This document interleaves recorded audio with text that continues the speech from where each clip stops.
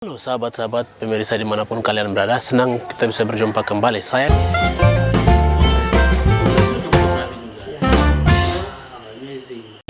Hari ini saya ada di Asrama Nimin, Jayapura, Papua. Hari ini saya datang untuk meliput beberapa kegiatan yang telah dilakukan oleh teman-teman mahasiswa Exodus.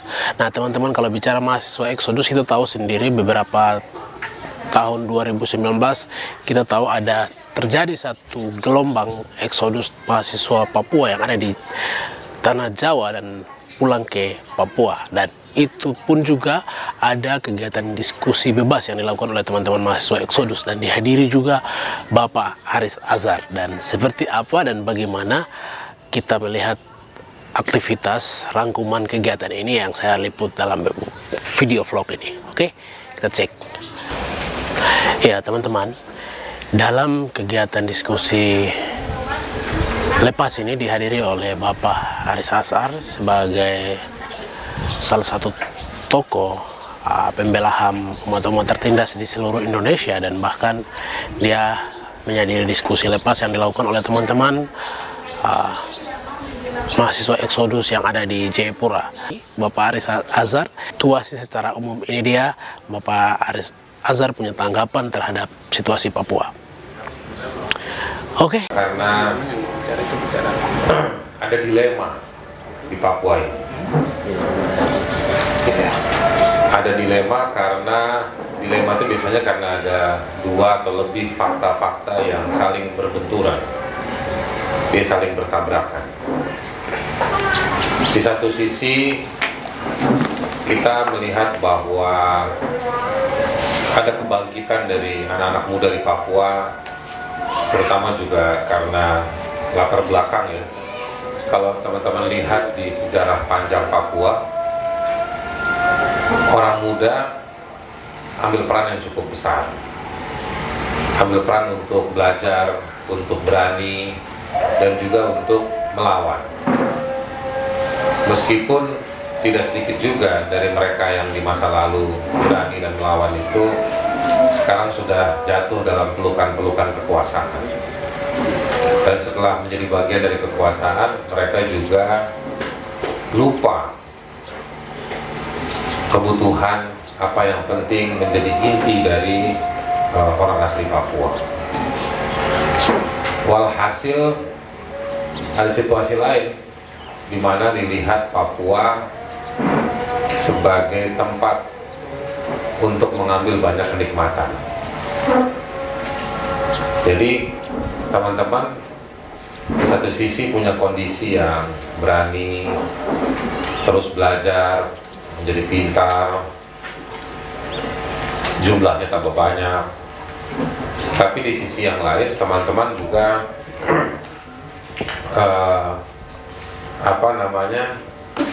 teman-teman juga berhadapan dengan situasi eksploitatif.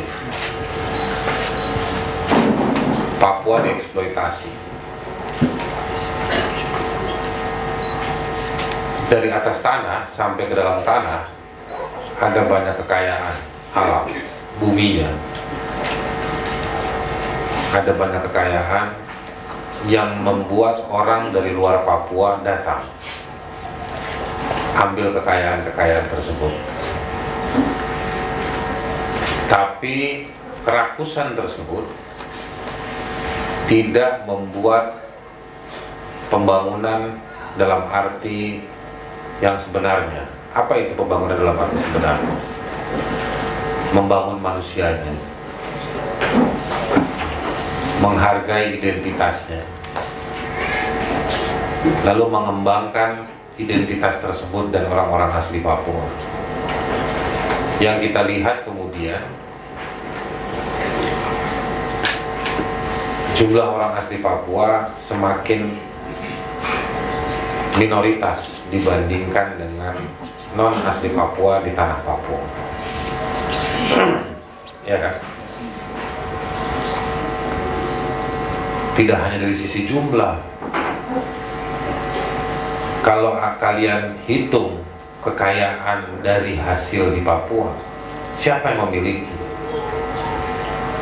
Adakah kekayaan-kekayaan tersebut dimiliki oleh orang rambut keriting, kulit hitam.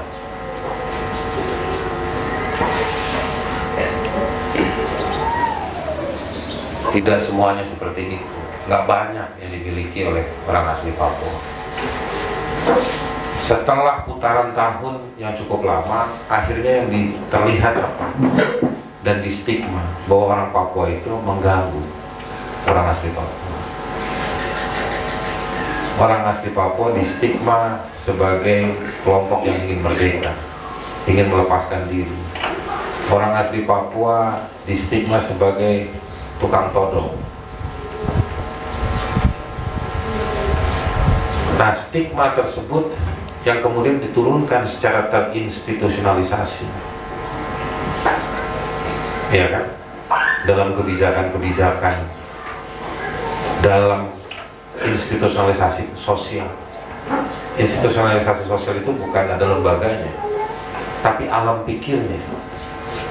Ada stigma buruk terhadap orang Papua di luar Papua. Itulah muncul rasisme tadi yang kita lihat di 2019. Ini cerita panjang. Ini bukan cerita 1-2 minggu. Bukan peristiwa seperti orang naik motor baku senggol spion. Bukan. Ini peristiwa panjang. Jadi memang ada upaya yang tidak mau diakui secara eksplisit dalam kata-kata, tetapi dalam prakteknya orang Papua itu hanya dilihat sebagai angka dan pengganggu. Kalau orang Papua mau menjadi bagian dari pengambil kebijakan, kalau orang Papua mau menjadi bagian dari pelaksana pembangunan, kalian dipaksa untuk diam, dipaksa untuk nge-nge, tau nge-nge?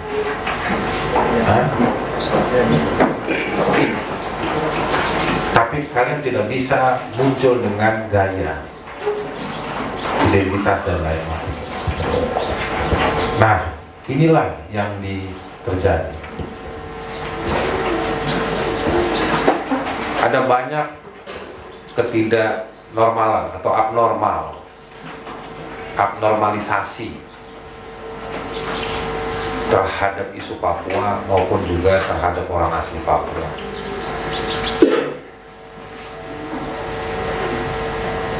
APBN, anggaran dari pusat besar, ada dana alokasi khusus, ada dana otsus, ada dana-dana yang lain, ya. Tapi selain uang dikirim, situasinya tidak diciptakan untuk bisa menyerap uang-uang tersebut tersalurkan untuk pembangunan. Kenapa saya bilang begitu? Sampai hari ini triplek diangkut pakai pesawat, betul nggak? Orang asli Papua tidak dikembangkan untuk makan ubi dan sagu. Orang gunung disuruh makan beras. Apa saya salah? Tapi harga berasnya berapa per kilo, per karung? Diangkutnya pakai pesawat. Yang dagang beras siapa? Yang keluarkan duit siapa? Berputarnya di mereka. Sementara kita yang kena beban beli beras mahal di Papua.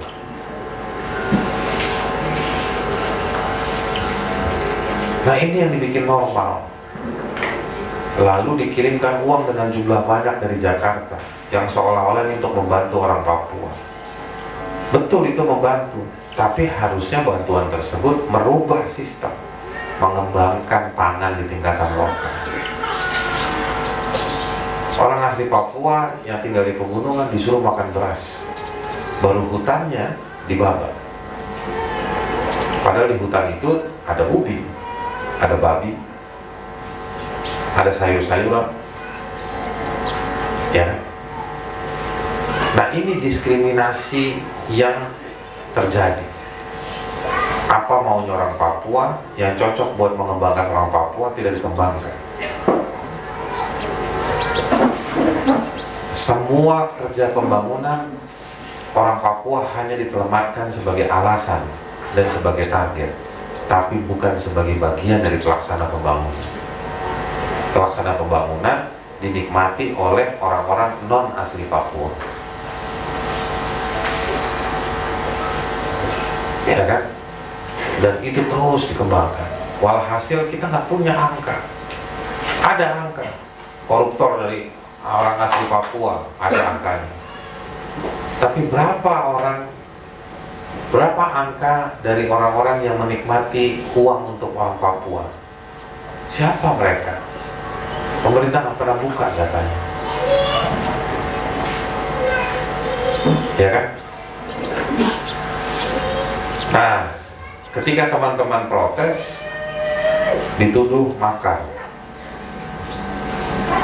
dituduh mau merdeka, ya kan?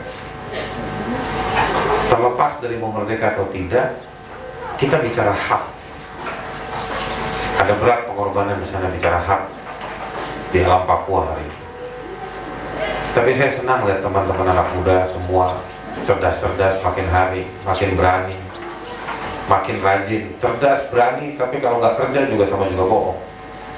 Jadi harus mau kerja, berbagi peran.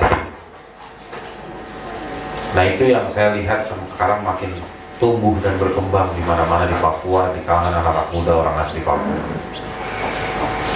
Nah ini yang kemudian harus dikembangkan lebih jauh. Itu juga yang terjadi dengan teman-teman Exodus toh. Mereka berani mengadu nasib untuk ambil ilmu di luar Papua. Mereka belajar. Saya bisa bayangkan karena saya sering dihubungi oleh teman-teman yang kuliah di Jawa, di Sumatera, bagaimana mereka diintelin, mereka diteror, mereka difitnah, mereka kesusahan bergerak, ditangkap. Tapi itu bagian. Saya tidak bilang bahwa itu baik, tapi saya yakin bahwa itu akan menempa mental teman-teman. Dan ketika teman-teman sudah kuat, teman-teman harusnya berperangai sebagai besi untuk membangun. Yang ditempa itu jadi besi. Kalau tidak ditempa tidak jadi besi, ya kan? Besilah yang dibutuhkan untuk menjadi pilar dari sesuatu yang kuat. Namun kemudian teman-teman harus sabar. Jangan tergoda rayuan masuk partai atau ikut dari kelompok politik mana, kerja bisnis-bisnis kotor untuk orang-orang di luar Papua. Jangan. Sektor politik dan sektor bisnis harus teman-teman kuasai. Tidak usah sektor politik berpikir bahwa harus ikut partai. Tidak. Biarkan partai-partai itu menjadi terisolasi karena dikepung oleh gerakan sosial yang pro pada kemanusiaan dan keadilan. Teman-teman jangan mau minta-minta terus.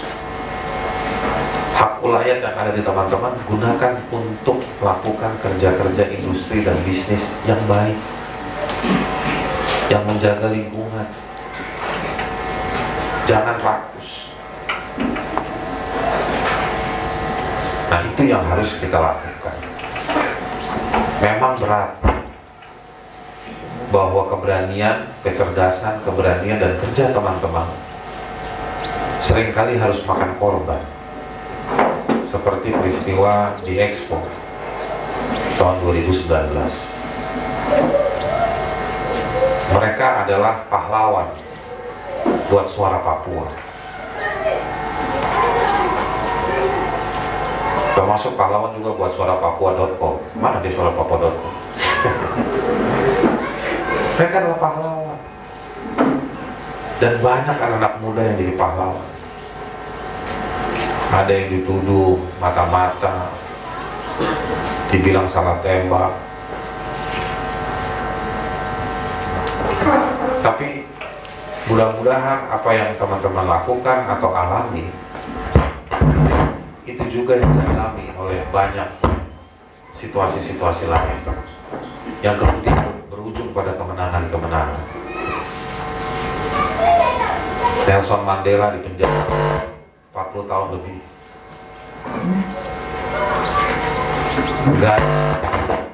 Gandhi juga seperti itu. Ada banyak cerita-cerita membela kebenaran, membela keadilan yang memang harus berhadapan dengan sejumlah kesusahan-kesusahan. Tapi mudah-mudahan kita adalah orang-orang yang bisa dapat sedikit kebesaran hati dan pikiran kita untuk bisa melampaui sesuatu yang materialistik, tidak mengejar kesenangan atau mengukur kesenangan dari sesaat yang kita dapat. Nah, itu mungkin pengantar dari saya. Saya datang jauh-jauh ke sini, saya memang sering ke Papua, kerja banyak hal, ketemu dengan banyak orang. Karena saya merasa bahwa Papua ini harus kita urus. Ada banyak yang mesti diurus. Ada banyak yang mesti diurus di Papua ini. Saya nggak tahu sampai kapan, sampai di mana. Tapi saya yakin bahwa ada banyak orang asli Papua, teman-teman Papua, yang juga ingin situasinya berubah. Kita ditutup, dipidanakan, diserang, difitnah oleh mereka-mereka yang dapat kesempatan bicara besar, tapi sedikit membantu. Gak apa-apa. Apapun kerja kita itu pasti ada koneksinya, ada hubungan kebaikan-kebaikan lain. Dan itu akan menjadi sesuatu yang besar. Jadi saya cuma berharap kita terus bergerak, baik itu bergerak untuk merespon kerusakan, kehancuran yang sudah terjadi. Kita harus lawan itu, urus mereka, kasus-kasusnya, urus situasinya supaya lebih baik. Tapi juga kita harus merebut sesuatu yang lebih baik ke depan, membawa konsep, mengawal. Ini proses panjang. Tapi lihat kalian, karena masih muda-muda. Saya aja yang sejauh lebih tua, masih terus mau ngurus. Kenapa kalian harus kalah? Teman-teman, satu hal yang unik adalah di sini semua solidaritas mahasiswa, semua teman-teman yang hadir dalam kegiatan ini menceritakan sejarah yang lampau sampai hingga hari ini. Rentetan-rentetan kemanusiaan yang terjadi hari ini saling mengingatkan. Akhirnya teman-teman dari berbagai kubu-kubu partai-partai kecil mereka datang untuk mendiskusi bersama tokoh pembela HAM Bapak Haris Azhar sendiri dan bersama teman-teman mahasiswa Exodus. Dan bagaimana respon dan tanggapan semua teman-teman yang hadir? Terlebih secara umum Papua itu masalah perang ini kan yang hari ini pengungsian ini kan bukan hal yang baru. Artinya pengungsian ini kan sudah terjadi sebelum-sebelumnya. Hanya saja karena keterbatasan alat-alat informasi sehingga tidak pernah diupdate. Itu sebenarnya itu peristiwa perang ini, perang bahkan penyisiran itu dari tahun 1970-an itu sudah pernah terjadi di Gunung Bintang. Itu yang tadi saya sempat bilang bahwa ini bukan hal yang baru. Tapi kemudian untuk baru-baru ini peristiwa kemarin terjadi pengungsian secara besar-besaran itu baru di Kiwirau. Tapi pertama itu terjadi dulu di Seram. Itu kalau tidak salah di tahun 2022 itu pernah terjadi perang di wilayah Seram. Itu juga karena ada akar masalahnya yang pertama itu karena heli itu jatuh, terus heli jatuh itu langsung jatuh dengan senjata. senjata sempat jatuh dan tentara kita, tentara Papua, tentara Pembebasan Nasional Papua Barat sempat mengambil senjata itu, lalu mereka menolak untuk mengembalikan macam begitu, dan juga mengeluarkan statement bahwa itu alam leluhur kasih kepada kita begitu. Makanya mereka menolak untuk mengembalikan, akhirnya terjadi penyisiran terutama di bagian Oxford, bahkan lari sampai diserang, dan perang itu pecah diserang bagian seram. Perang itu pecah, akhirnya terjadi pengungsian. Itu yang pertama, itu di tahun 2020. Yang barusan itu terjadi lagi di bagian Kiwiro.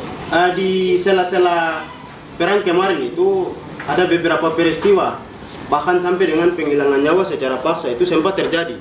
Ada 2 orang, yang satu itu siswa SMA, itu sempat dihilangkan secara paksa, itu dari pihak militer Indonesia. Terus yang satunya lagi itu dia warga sipil, dia kerja sebagai satpol PP. Dia juga dihilangkan secara paksa, kemudian ditemukan itu. Terus yang berikut peristiwa yang terjadi lagi itu ada satu pendeta lagi yang datang dari arah Bape, tapi kemudian ditahan lalu dianiaya, diinterogasi dan lain-lain. Banyak kasus yang serupa juga diinterogasi dan lain-lain, tapi kemudian sampai saat ini tidak ditangani secara serius. Itu baik dari pihak pemerintah bahkan gereja, sampai dengan tokoh-tokoh adat itu tidak pernah ditangani, tidak pernah menangani peristiwa semacam begitu secara serius. Itu di Pegunungan Bintang. Terus yang baru-baru ini terjadi di Kiwiro itu juga hal yang sama, tapi di tempat yang berbeda. Itu kemarin perang pica itu murni karena perang pembebasan, antara TNI Polri dengan Tentara Pembebasan Nasional Papua Barat. Itu perang pertama kali itu terjadi di Kiwiro. Dan ada beberapa informasi yang sempat dimiringkan. Yang pertama itu terkait nakes yang sempat jatuh ke jurang itu. Nakes yang sempat jatuh ke jurang itu, media pertama-tama itu mereka mengatakan bahwa itu pelakunya itu TPNPB begitu. Tapi kemudian setelah dilakukan investigasi itu ternyata itu dia jatuh sendiri begitu. Karena dia takut, akhirnya dia lari lalu dia jatuh ke jurang. Karena peristiwa itu akhirnya penyisiran juga terjadi. Terus pengungsian secara besar-besaran juga terjadi. Pengungsi itu ada 2 tempat yang mereka, 3. Yang pertama itu mereka lari ke bagian ibu kota kabupaten atau sipil, sedangkan yang kedua itu mereka lari ke distrik-distrik yang tidak sempat, distrik-distrik terdekat yang tidak sempat terjadi penyisiran seperti Okli, Gokyot dan lain-lain. Terus yang ketiga itu pengungsi itu lari ke bagian perbatasan. Perbatasan itu mereka pergi ke Tumorbil atau sering disebut Tumor Bakon. Itu mereka lari ke sana. Dan sampai saat ini itu untuk penanganan serius untuk masalah konflik itu kasusnya sama dengan tempat-tempat lain, seperti teman Dole tadi bilang bahwa itu sampai hari ini itu pemerintah secara transparan itu belum menyampaikan bahwa kita melakukan investigasi atau penanganan secara khusus, itu belum ada dari pihak pemerintah, gereja maupun LSM itu belum sampai di tempat sana itu. Bantuan-bantuan dan lain-lain juga itu belum pernah ada transparansi bahwa kita sempat bantu ini dan itu tidak pernah begitu, karena bukan karena itu. Terus untuk korban itu ada kemarin sekitar 5 orang itu beberapa bulan lalu itu sudah meninggal di tempat pengungsian itu di perbatasan ada yang sudah meninggal.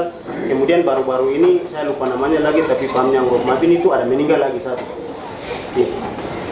Jadi untuk daerah Pegunungan Bintang itu semacam begitu. Tapi untuk penanganan itu rata-rata semua sama. Akhirnya bahwa ada pembiaran begitu. Pembiaran secara sengaja untuk kemudian saya tidak tahu itu mungkin mereka sengaja mau jadikan proyek lalu untuk meraup keuntungan dari sisi itu dan lain-lain, itu kita tidak tahu, itu mereka punya kepentingan. Tapi untuk pada saat ini kondisi pengungsi tetap ada di tempat yang mereka mengungsi begitu. Dan situasi dan kondisi di daerah terang masih tetap seperti yang kemarin-kemarin. Untuk Pegunungan Bintang kira-kira sekian. Mungkin saya sendiri pribadi saya tidak sempat turun ke Pasir latihan bulan yang kemarin 2 bulan saya bersama dengan anak di sana yang dipengusi di gereja Katolik Bilowai dengan Jawa Tapa itu ada banyak. Sehingga sebenarnya sudah jelas bahwa adanya PT Blok Wabu dari PT Blok kelasnya di Subapa, di Jalipa, termasuk Romeo. Di sana kan 8 distrik. Bian Coba, Romeo, Wantai, Agustika, Ugimpa, sehingga untuk geografis wilayah ini itu sangat tajam. Sehingga pemekaran kabupaten tahun 2018 sudah 14 tahun dijajah. Namun sekarang dari pihak TPMBP maupun dengan TNI pun sampai semua mencari untuk pengusaha masyarakat hanya mencari untuk investasi mau masuk di Kabupaten Jaya. Jadi yang untuk survei dan itu sudah dari tahun 2090-an. Masih ada di Kabupaten Pania itu sudah survei sudah jalan dari pihak-pihak yang tertentu. Sehingga sampai saat ini pengungsi yang kebanyakan masih ada di Nagiri belum naik. Yang lain masih ada di Gereja Katolik Subapa, masih ditangani oleh Pastor Paloki, di Titiki pun sama demikian.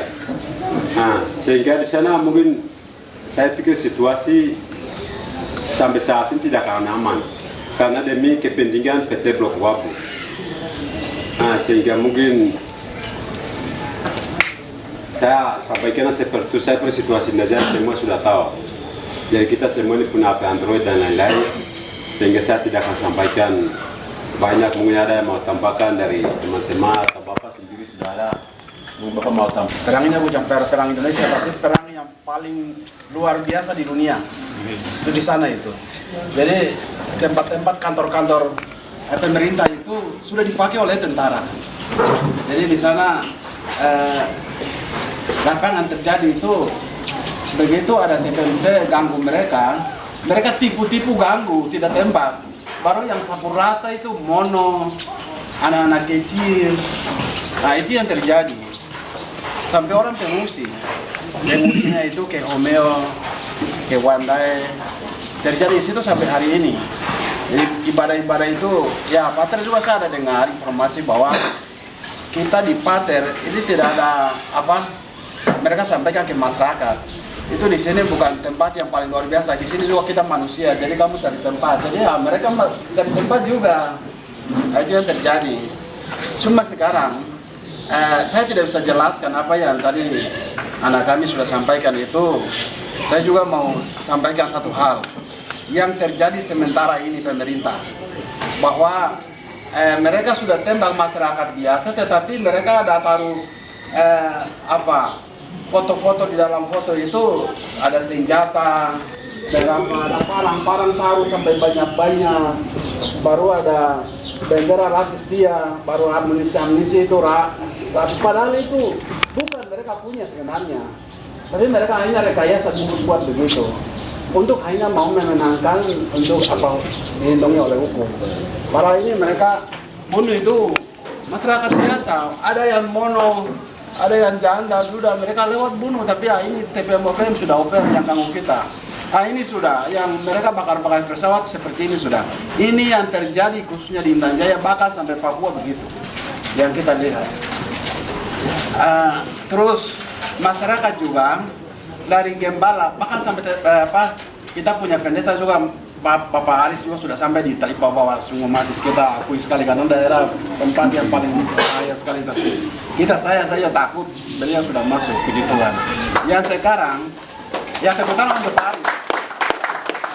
Ya, tepuk tangan Pak Aris karena sudah lihat Tata betul-betul. Karena Tata ini manipulasi terus-terus ini sampai selama-lama dan tidak akan habis oleh negara ini. Tidak, itu hanya untuk mencari hidup apa yang tadi Bapak Aris bilang itu. Cuma sekarang dari pihak gereja, dari pihak masyarakat, itu hanya mintanya itu bagaimana ada solusinya dialog tidak seperti budaya kita. Tidak bosan. Karena budaya kita secara mereka bicara, ada pihak-pihak tertentu yang atur kita, kayak macam kepala desa yang atur kita punya masyarakat. Kan biasa, hal itu kan budaya orang Papua kalau dialog. Jadi bagaimana siapa yang bisa atur kita, karena kita juga bisa hidup. Tentara biar mereka juga manusia juga jadi bisa hidup. Kita masyarakat bisa hidup, TPM juga rasa senang. Itu yang mereka minta-minta sampai hari ini. Tapi kenyataannya kita lihat dialog kasih ekonomi, minta beras, bukan ingin mau makan beras, tidak ada itu bukan mereka minta beras atau minta apa atau minta uang, itu omong kosong sekali. Itu sama saja ibarat seperti sakit kepala kasih sakit perut punya, itu salah semua itu. Sehingga masalah ini sampai dunia kiamat juga tidak habis masalah, karena mereka tidak mau sekali, mereka mau masih di dalam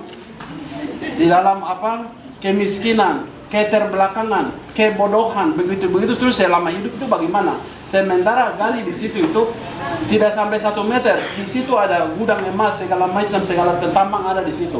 Masyarakatnya mati bodoh kiri kanan. Jadi salah satu jalannya kalau bisa dialog. Ini kita harapan dari masyarakat, orang tua, supaya kita hidup sama-sama aman. Dialog kan solusi. Orang-orang Indonesia juga orang sekolah, bukan orang bodoh di sana. Orang Papua juga orang sekolah, makanya cari perdamaian. Hanya minta kejujuran ini saja. Sangat susah kan? Ini masalah. Sangat susah sampai. Itu kenapa sampai kita bilang ini hanya tahu monyet bilang saja tahu monyet saja. Sedangkan yang untuk bagaimana? Kau bukan monyet. Coba dialog supaya kau juga tidak monyet, kita juga manusia. Kau maksudnya apa? Bilang saja begitu. Tapi kan begitu, aduh, mungkin saya bicara lagi, Pak, minta maaf. Ya, begitu. Terima kasih. Oke, terima kasih. Mungkin itu dari Untuk kami menjadi satu bahan untuk kami itu. Memang selama ini yang terjadi diduga penghilangan nyawa sewenang-wenang oleh TNI itu selalu terjadinya spontanitas. Nah, mereka demo atau bakar-bakar mobil atau toki-toki itu spontanitas, sehingga selalu hasilnya itu tidak sampai ke sini atau ke Jakarta atau ke setinggi-tinggi karena spontanitas marah menghancurkan.